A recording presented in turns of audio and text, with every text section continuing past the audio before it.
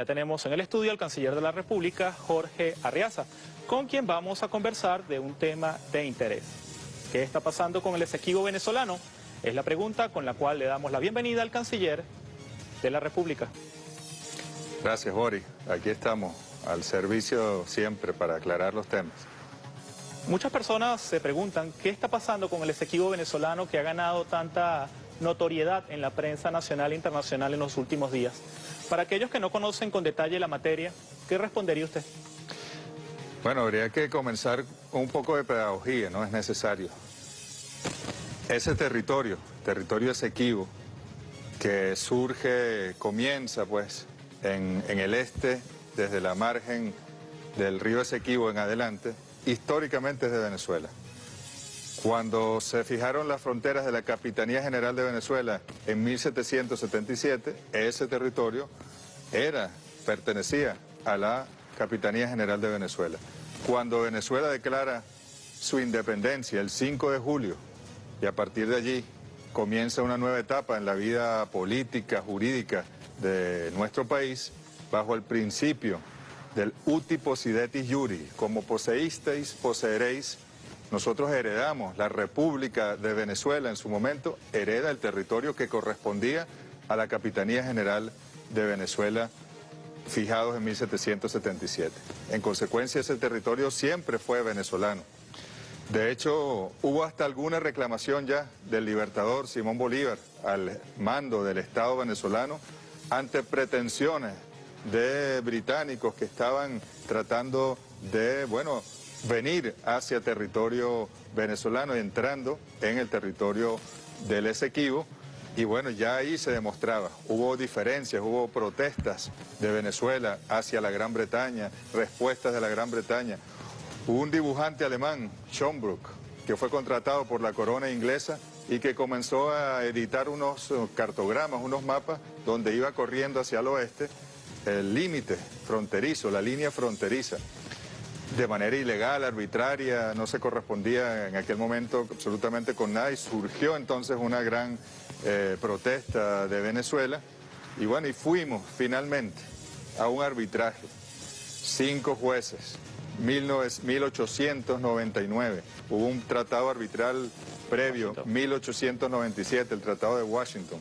Luego vamos a un arbitraje donde Venezuela no pudo ni siquiera defenderse, con venezolanos, con juristas venezolanos, porque la Gran Bretaña no reconocía a Venezuela como un país, ¿no? Éramos nosotros los aspirantes a ser países, los salvajes de la América del Sur. Y fue, en aquel momento, en aquel contexto, fue Estados Unidos quien asumió la representación de Venezuela. Esos 5 jueces llegaron a un acuerdo fraudulento. El 5.º juez, que era ruso en su momento, muy amigo de la monarquía británica, pues llegó a un acuerdo y prácticamente le arrebataron a Venezuela con una decisión arbitral, o le pretendieron arrebatar a Venezuela con una decisión arbitral absolutamente fraudulenta, el 90% del territorio que estaba en disputa en ese arbitraje. Años después, en 1942, sale a la luz pública el testimonio de uno de esos jueces, un francés, Mallet Prévost, quien había dejado por escrito todo el fraude, cómo se había llevado adelante, y había dicho que al fallecer lo publicaran. Y así fue, y fue donde comienza entonces la reclamación venezolana, que se hace formalmente en 1962 en las Naciones Unidas, antes de la independencia de recordemos que esto es un despojo imperial. Fue el Imperio Británico que despojó a Venezuela de este territorio. Luego, en el proceso histórico, deciden conformar una república independiente allí, en proceso de descolonización. Lo que era la Guayana Británica pasaría a ser una república independiente y Venezuela dejó claramente establecida su reclamación. Y para reconocer la independencia de ese país cuando se diera, Venezuela tenía o quería solventar el asunto de la reclamación, de la controversia que teníamos sobre el territorio. Y fuimos a la mesa de negociaciones entre los años 62, 63, 64, 65 y hasta el 66 del siglo pasado. Ahí estuvo el gobierno de la República de Venezuela entonces, el Reino Unido y representantes de la aún colonia británica de la Guayana inglesa. Y llegamos a este acuerdo que es muy importante para toda Venezuela. El acuerdo lo llamamos comúnmente el Acuerdo de Ginebra, de 1966. Pero fíjense nada más en el título de este acuerdo, que fue reconocido por el Reino Unido de la Gran Bretaña e Irlanda del Norte, por Venezuela y por Guyana, aún colonia, y luego Guyana independiente. A los pocos meses se le otorga la independencia, reconoce también este acuerdo. El nombre es Acuerdo para resolver la controversia entre Venezuela y el Reino Unido de la Gran Bretaña e Irlanda del Norte sobre la frontera entre Venezuela y la Guayana británica. Esto no es un acuerdo para resolver si un laudo es válido o no es válido, que es lo que ha pretendido en este momento llevar Guyana ante la Corte Internacional de Justicia. Ese tema quedó saldado en 1966. En 1966 el Reino Unido y Venezuela dieron por zanjado, definitivamente hubo fraude en 1899 y por eso se llega a la firma de este acuerdo. Si no, no se hubiese firmado este acuerdo. El Reino Unido jamás hubiese cedido si se hubiese apegado a que el laudo era válido, jamás hubiese cedido a la firma del Acuerdo de Ginebra. Se firmó el Acuerdo de Ginebra y entró en práctica. Los primeros 4 años se conformó una comisión mixta con 2 integrantes por cada uno de los gobiernos que debían llegar a unas primeras aproximaciones para un acuerdo. No se logró. Allí, bueno, hubo una decisión que habrá que evaluar en el contexto de los tiempos. 1970, primer gobierno de Rafael Caldera, se firmó un protocolo de Puerto España, se firmó en Trinidad, bueno, que le dio una pausa, un paréntesis a las negociaciones entre 1970 y 1982, 12 años. Venezuela en 1981 ya anunció que no iba a renovar ese protocolo, más bien habíamos perdido ya 11 años para poder avanzar en una solución que este acuerdo fija. La única manera de que esta controversia se resuelva, Boris, es que Venezuela y Guyana acuerden, lleguen a un arreglo práctico, satisfactorio, mutuamente amistoso para ambas partes. Es decir, cualquier solución debe satisfacer a Venezuela y a Guyana. No se puede llegar a una solución unilateral. No puede Guyana decir todo este territorio es mío y voy a la Corte Internacional de Justicia para que ella me ratifique que el laudo es válido y que el territorio es mío, porque firmaste este acuerdo. Ahora bien, esta pregunta se la hago con el espíritu de que la teleaudiencia que nos está escuchando en este momento pueda empaparse sobre el tema y entender la situación. Le voy a repetir la pregunta que le hice al principio. ¿Por qué este tema está ganando notoriedad en estos días, más tomando en cuenta que es un tema que ya lleva varios cientos de años? 120 años, casi 120 años. Fíjate, íbamos para allá. Luego de 1982 comienza entonces el proceso de los buenos oficios. Sí, aquí, en el artículo 4.2 de este acuerdo tan importante, dice, si dentro de los 3 meses siguientes, etcétera, dice aquí, para resumir, llegado a un acuerdo con respecto a la elección de uno de los medios de solución previstos en el artículo 33 de la Carta de Naciones Unidas, referirán la decisión sobre los medios de solución a un órgano internacional apropiado, que ambos gobiernos acordan. Y nombra aquí al secretario general de las Naciones Unidas. ¿Qué quiere decir esto? En esta carta, la Carta de las Naciones Unidas, artículo 33, dice, establece aquí que los medios de solución pacífica para poder llegar a resolver una controversia que ponga en peligro la paz o la seguridad internacionales son los siguientes: la negociación, la investigación, la mediación, la conciliación, el arbitraje, el arreglo judicial, el recurso u organismos de acuerdos regionales u otros medios pacíficos de su elección. Es decir, ese acuerdo nos dice, Guyana y Venezuela tienen que avanzar por estos medios, por la mediación, por la investigación, por la conciliación, hasta después llegar, si es que no solucionamos esto mediante estas negociaciones políticas, a un acuerdo arbitral o un acuerdo judicial. Bueno, cosa que no ha sucedido. De todos estos medios se escogió en conjunto, ambas partes le elevaron al secretario general en el año 82 la propuesta de los buenos oficios. buenos oficios, se nombró un buen oficiante que surgió, bueno, hizo un trabajo de acercamiento entre las partes, falleció, luego se nombró un segundo buen oficiante, Norman Girman, un extraordinario jurista del Caribe, que también logramos avanzar hasta un punto, pero luego también fallece, y lo que correspondía a partir del año 2014 era nombrar un nuevo buen oficiante y seguir acercando a las partes.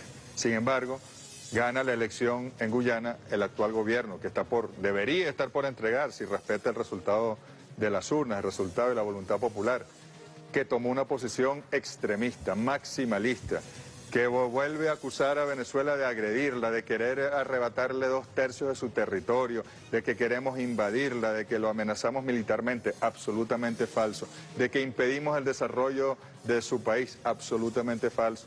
Más bien nosotros en el 2014 y 15, hasta con Petrocaribe, teníamos cooperación con Guyana, comprábamos arroz por toneladas en Guyana a los productores del campo guyanés a un muy buen precio dentro del esquema de integración regional. Al contrario, quisimos promover el desarrollo de Guyana y el desarrollo incluso en conjunto de cualquier operación en el territorio Esequibo. Cada vez que Guyana ha tratado o ha otorgado algún beneficio o algo en el territorio Esequibo, hemos hecho la protesta correspondiente.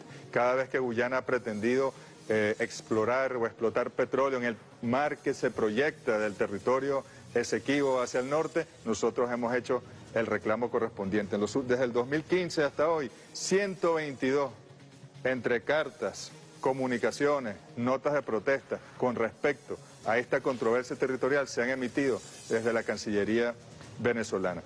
En este sentido, de manera lamentable diríamos, el secretario general de las Naciones Unidas, Ban Ki-moon, entra en juego en esta situación. Los secretarios generales siempre han estado cooperando con Venezuela y Guyana, son quienes finalmente nombran al buen oficiante que las dos partes consienten, etc. Ban Ki-moon le pone como un ultimátum a las partes y le dice, tienen que llegar a avances significativos en la negociación en un año. Imagínense, Boris, una controversia que data de 1899, ellos pretendían que se resolviera en un año.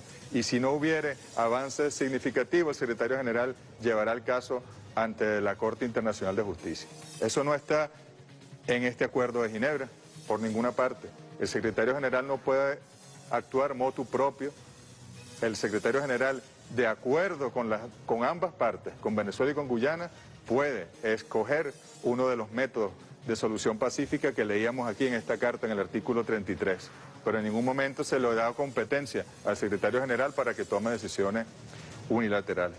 Pues, por supuesto que en ese año hubo negociaciones. Yo acudí como canciller a Nueva York 4 o 5 veces.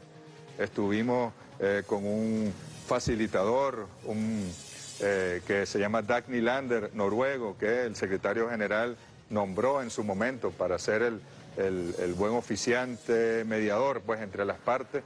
Evaluamos 21 propuestas de negociación hechas por Venezuela. Guyana no aceptó ninguna. ¿Por qué? Porque no le convenía, porque ellos sabían que una vez que se agotara el lapso de un año, el secretario general ya había dicho que enviaría a la Corte Internacional de Justicia el caso. Entonces para ellos era mucho mejor quedarse de brazos cruzados y esperar a que el caso fuese a la Corte Internacional de Justicia, que es lo que ellos estaban procurando. Ignorar, asesinar pues el acuerdo de Ginebra, no pasar ni por la negociación, ni por la mediación, ni por la conciliación, ni por la investigación, e irse directamente a el método judicial, ni siquiera al arbitral. Esta mañana decía nuestra vicepresidenta, cuando tú aprendes, cuando tú naces, tú no caminas. Tú primero ni siquiera te puedes voltear, después te volteas, después te sientas. Progresividad. Después gateas, después caminas, después corres. Bueno, ellos quisieron pasar cuando el bebé está acostado a los días de nacido a la última de las etapas, ya a la carrera. Absolutamente fuera de contexto y fuera del espíritu equitativo de este acuerdo. Lo invito, canciller, a que escuchemos a la vicepresidenta Delcy Rodríguez. Venezuela ha presentado 21 propuestas para la negociación. Yo decía anteriormente, nosotros nos mantenemos firmes por un solo camino. Nada nos va a sacar de él, que es el respeto a la legalidad. es el respeto al Acuerdo de Ginebra de 1966. Nosotros no vamos a caer en ningún tipo de extorsión por parte de Guyana, que pretende instrumentalizar la maquinaria militar al servicio de la ExxonMobil para amenazar la paz de Venezuela y de nuestra región, de Sudamérica, de nuestro Caribe, amado. Venezuela jamás se va a prestar para este tipo de provocaciones ni de extorsiones. Pero con mucha firmeza sí vamos a defender nuestros derechos legítimos sobre el territorio Esequibo, como lo seguiremos haciendo. Allí está la propuesta, Guyana. Allí están 21 propuestas para la negociación, para que alcancemos, como lo dice el Acuerdo de Ginebra, un arreglo práctico satisfactorio, mediante mecanismos políticos, amistosos y pacíficos. Ahí está la propuesta, nada nos sacará de este camino. El sol de Venezuela nace por el Esequibo. Y si usted está sintonizando 360 en este momento, le recordamos que tenemos en el estudio al canciller de la República, Jorge Arriaza, con quien estamos conversando a propósito del tema del Esequibo venezolano. Canciller, tengo entendido que ustedes introdujeron un memorándum, poco más de 60 páginas, el pasado mes de noviembre, sobre este tema. Háblenos un poco de su contenido. Se hizo público hoy, está en las redes, en la página de la Cancillería, lo tuiteamos también. Este memorándum de la República Bolivariana de Venezuela sobre la demanda interpuesta ante la Corte Internacional de Justicia por la República Cooperativa de Guyana el 29 de marzo de 2018. Tenemos que llegar al 29 de marzo, Boris. Allí vamos. Estuvimos negociando un año con Guyana. Ellos no quisieron avanzar en la negociación. En consecuencia, el secretario general, ya no Ban Ki-moon, sino Antonio Guterres, en continuidad, dándole continuidad a esa lamentable posición de la Secretaría General de Naciones Unidas, asumida por Ban Ki-moon, bueno, remite el caso, dice el secretario general de Naciones Unidas, entonces escoge a la Corte Internacional de Justicia como el medio de solución o el arreglo judicial para resolver esta controversia, sin que Venezuela estuviese de acuerdo. Eso viola el espíritu de este interesante y único instrumento que rige las relaciones de la controversia entre Venezuela y Guyana. Por esa razón, nosotros desde antes de que el secretario general, porque sabíamos que era la tendencia, recomendara ese medio de solución pacífica, ir a la Corte Internacional de Justicia, dijimos, no tiene usted competencia para hacerlo, señor secretario general. Luego de que él, el 30 de enero de 2018, envía su carta, le decimos gracias por su carta, pero no tenía usted competencia.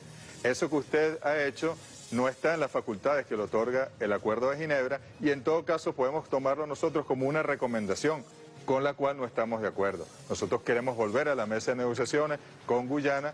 De hecho, el propio secretario general establece allí que lo mejor sería que ambas partes siguieran en negociación, pero que bueno, ante esta situación siempre cuestionamos esa facultad que no tiene el secretario general para llevar a la Corte Internacional de Justicia.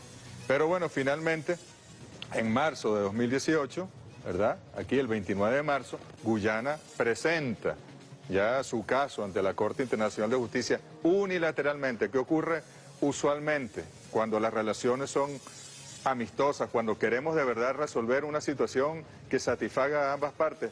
Que se iría en conjunto.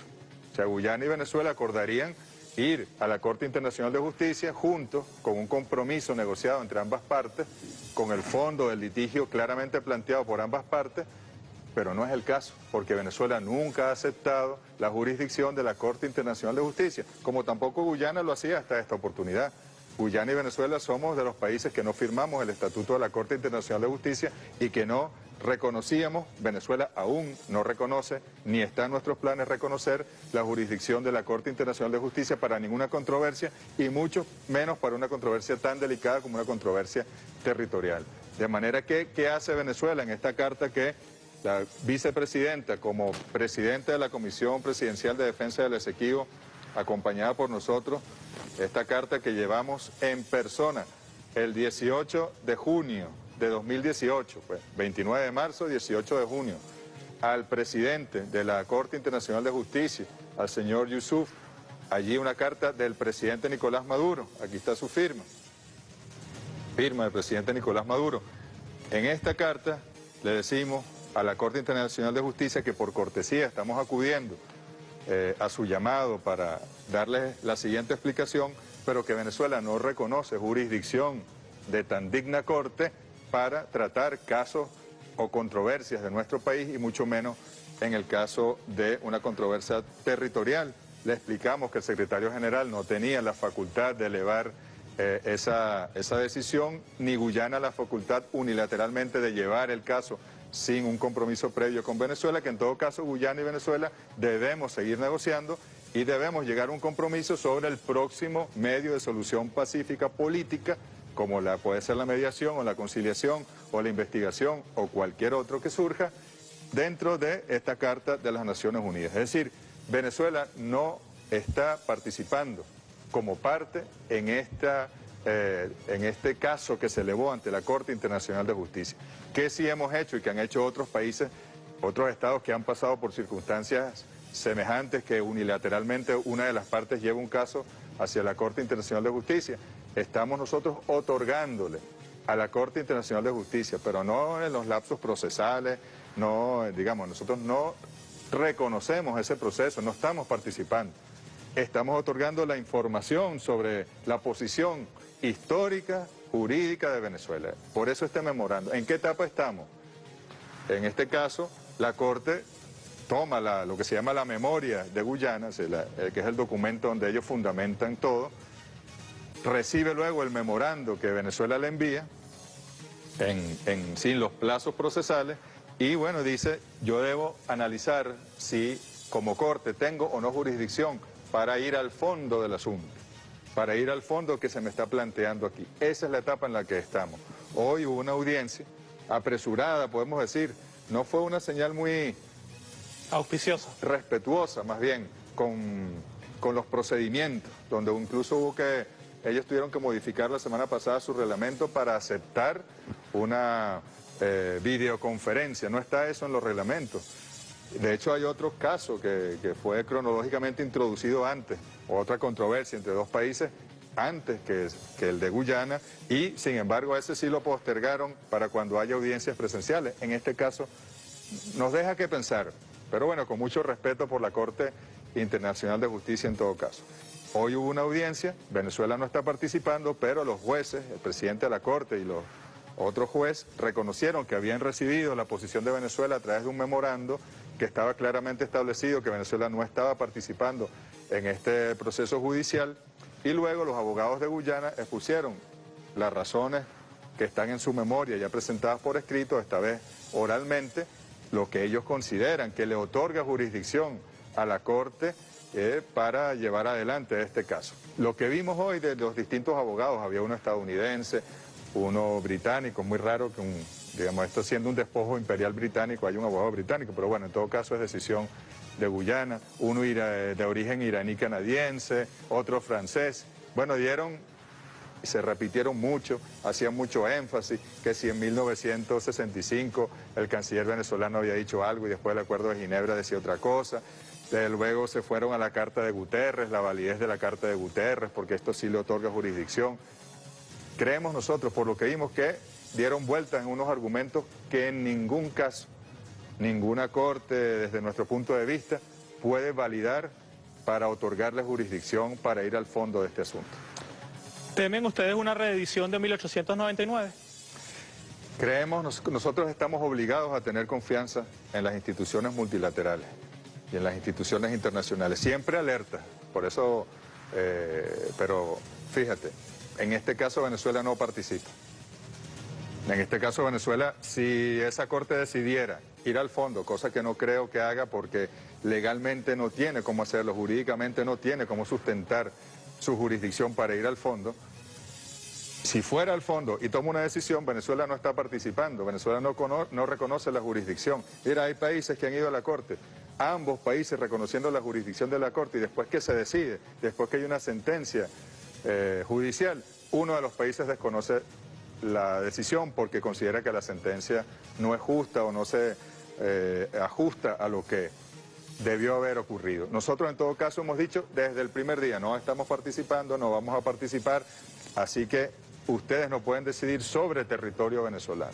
Solo los venezolanos podemos decidir sobre nuestro territorio.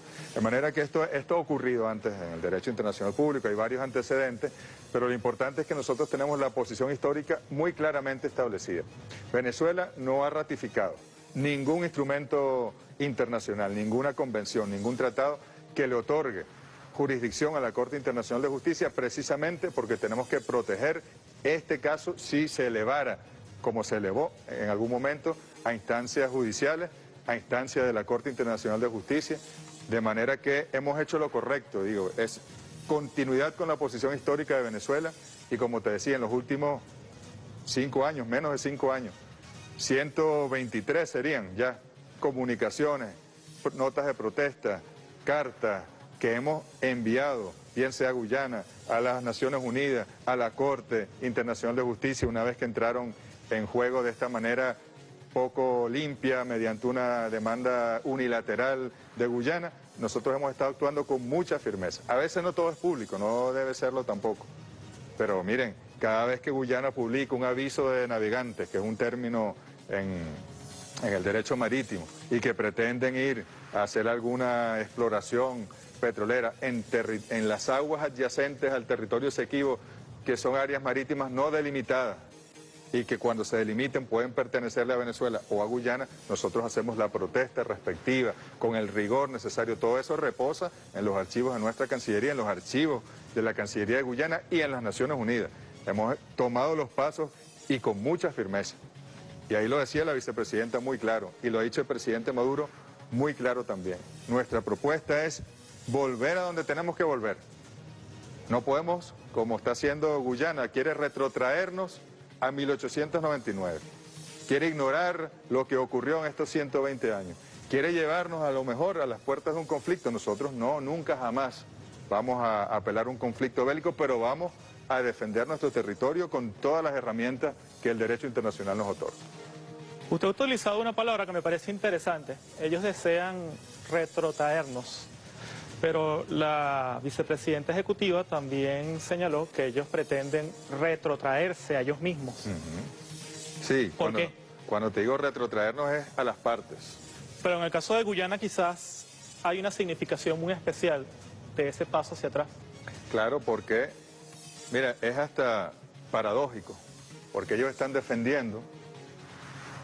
Uno puede tratar de comprender con empatía lo que ellos tienen en su mente y cómo han sido formados en las últimas generaciones, pero ellos están defendiendo una posición colonial, ellos están aceptando un despojo imperial, ellos están dándole validez a un laudo arbitral que estuvo viciado en todo el proceso, en el cual una de las partes no solo no tuvo voz, sino que a quien delegó su voz fue traicionado por ellos y le arrebataron el territorio por completo. Ya eran señales de lo que Estados Unidos iba a hacer en este continente durante todo el siglo XX, aquello que le hicieron a Venezuela en 1898, 1899. Eran señales claras de lo que podía ocurrir. De manera que retrotraerse a ese momento es hasta absurdo. Lo que tenemos nosotros es que ver en perspectiva hacia el futuro y sentarnos a lograr lo que dice el Acuerdo de Ginebra, un arreglo práctico, satisfactorio, amistoso, mutuamente aceptable para ambas partes. Ese es el camino de la República Bolivariana de Venezuela y, como ha dicho la vicepresidenta, extendidas están las manos para Guyana, sus nuevas autoridades, para que volvamos al Acuerdo de Ginebra, sigamos negociando con sinceridad, con rigor y logremos una solución mutuamente aceptable para ambas partes. Cuando se trata del territorio Esequibo no estamos hablando de un territorio baldío, un territorio ubicado en el desierto del África o en aguas que no tienen mayor valor, sino que estamos hablando de un territorio que, según las estimaciones más modestas, podría tener un valor económico de cientos de miles de millones de dólares. Y obviamente esta variable y su análisis explica en buena medida lo que está ocurriendo. ¿Cuál es su valoración? Mira, sin lugar a dudas tú has dado en la clave.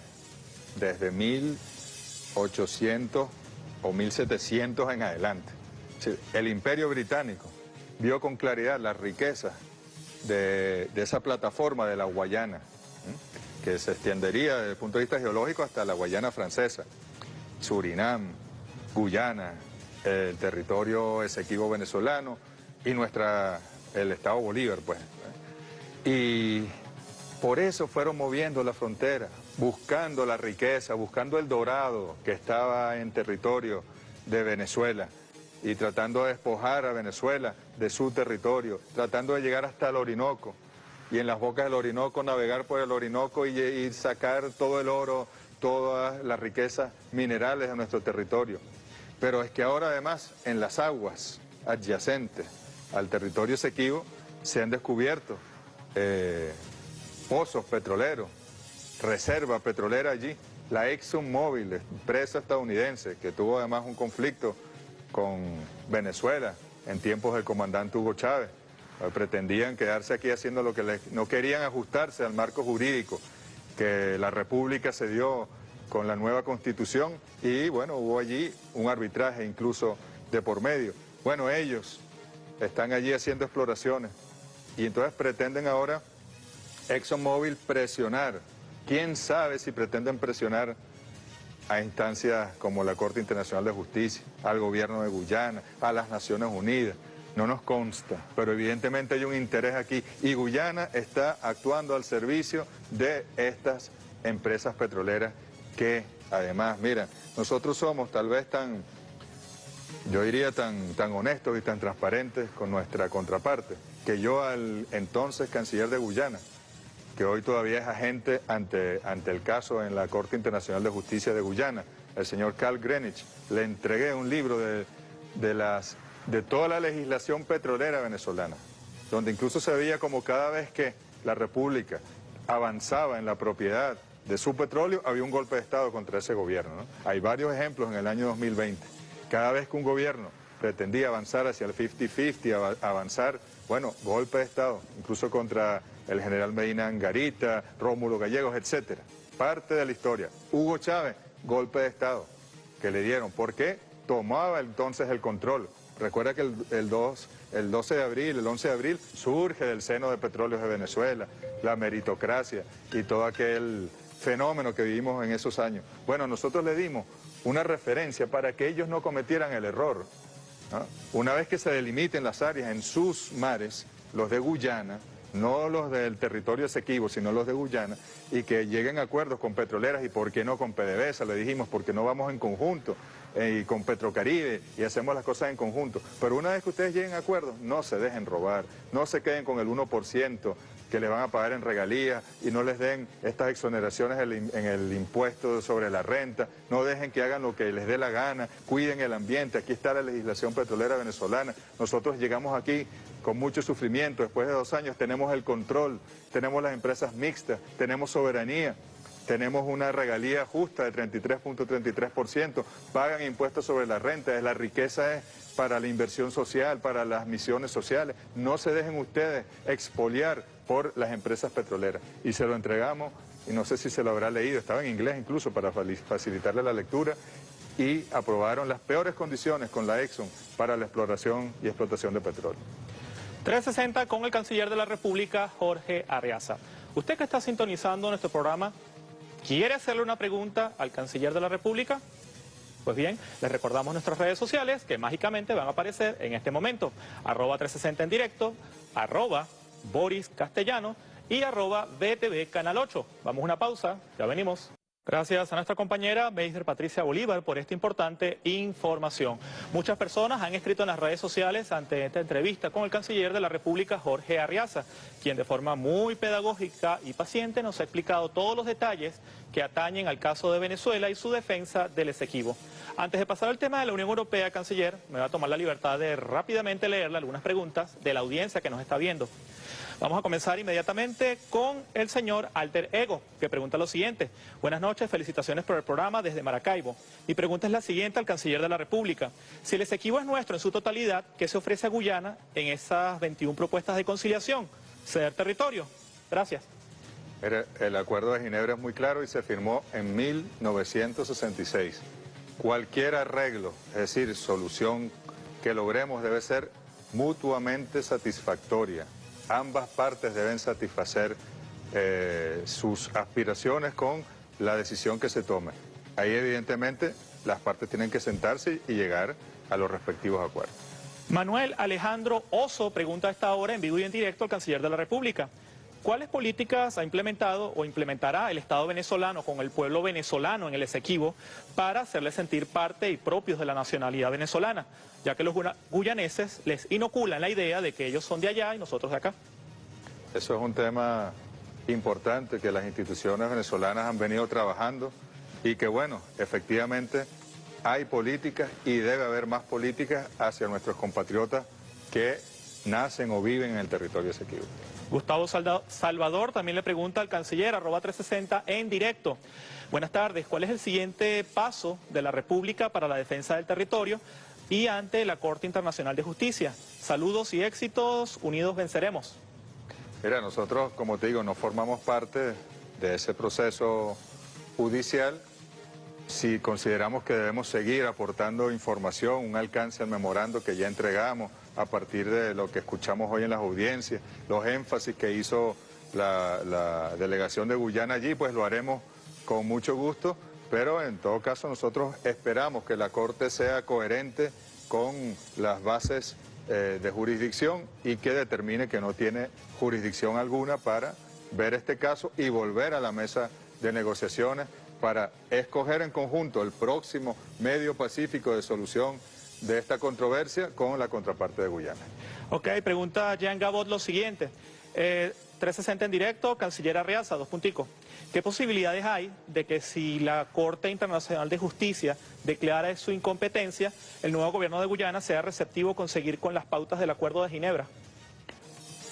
Más que posibilidades, es una obligación jurídica. Ellos no solo firmaron, sino que ratificaron y ambas partes depositamos en Naciones Unidas el Acuerdo de Ginebra. De manera que su cumplimiento es obligatorio para ambos gobiernos y debemos ceñirnos a su letra y a su espíritu. Genghis Marín le pregunta al canciller de la República en vivo y en directo. 360 en directo, canciller. ¿No cree usted que frente a la actitud tan agresiva de los gobiernos guyaneses deberíamos ser menos pasivos? ¿Por qué no procurar también nosotros hacer una exploración petrolera en esas zonas marítimas aún no delimitadas? Haríamos pensar al gobierno de Guyana. Mira, yo no puedo decir que las actitudes de los gobiernos de Guyana han sido agresivas. La actitud del actual gobierno, que está terminando después de 5 años en esta fecha, fue agresiva. 7:14 de la noche, nos vamos de inmediato al Palacio de Miraflores con más información. Cuando son las 8:05 de la noche, tenemos todavía en el estudio al canciller de la República, Jorge Arriaza, quien ha presenciado lo que ha sido toda la locución del presidente de la República. Ha comentado el tema del Consejo Nacional Electoral, una de las razones por las cuales la Unión Europea tomó medidas bastante fuertes y drásticas contra el Estado venezolano. Ya para despedir la entrevista, quisiera que por favor nos ilustrara sobre su posición en torno a este tema. La posición de la República Bolivariana de Venezuela. La Unión Europea no tiene facultad ninguna, no tiene autoridad moral, no tiene autoridad legal para estar pretendiendo sancionar, castigar a otros países y además involucrándose, inmiscuyéndose, interfiriendo en sus asuntos internos, calificando instituciones de legítimas o no, a presidentes de legítimos o no, a levantamientos de la inmunidad parlamentaria de correctos o no, a Consejo Nacional Electoral y su elección constitucional como ocurrió hace pocos días como correcto o no. Miren, es de verdad la reminiscencia colonial. Esa soberbia que le queda a quienes dominaron el mundo y ahora no dominan nada, y mucho menos a los países libres e independientes como la República Bolivariana de Venezuela, que les queda allí, entonces nos agreden. Nosotros hemos dicho, y hoy lo conversaba con el presidente y le mandamos un mensaje a la Unión Europea.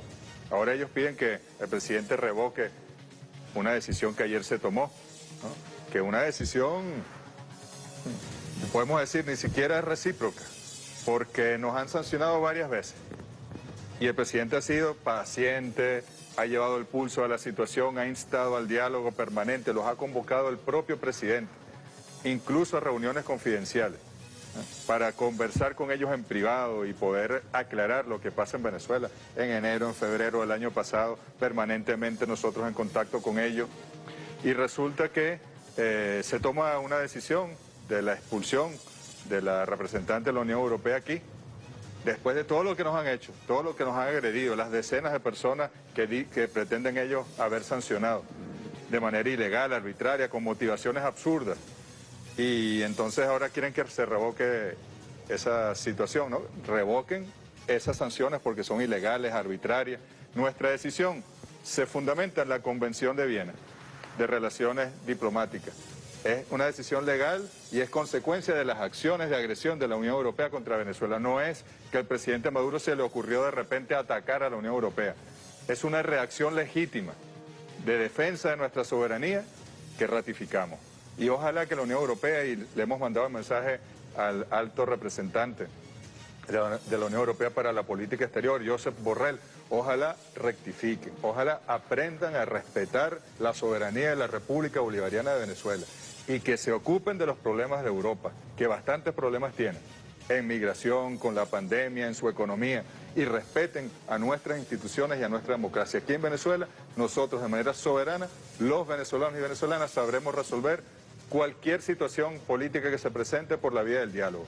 Y no admitimos presiones, ni sanciones, ni castigos supuestos de nadie, y mucho menos de quienes hace 200 años fueron expulsados de estas tierras por nuestros libertadores y quienes no volverán a abusar de nuestro gentilicio y de nuestra identidad.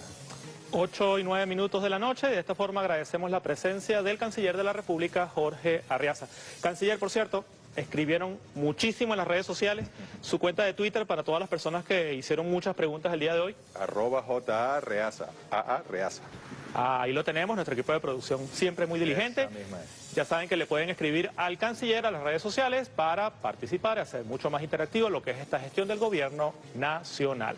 Despedimos nuestro programa, también enviándole una felicitación a Tito Oviedo, alcalde de Puerto Ordaz, que también está de cumpleaños. Feliz cumpleaños, Tito. Y de esta forma entonces, ahora sí, llegamos al final de 360. Hasta la próxima.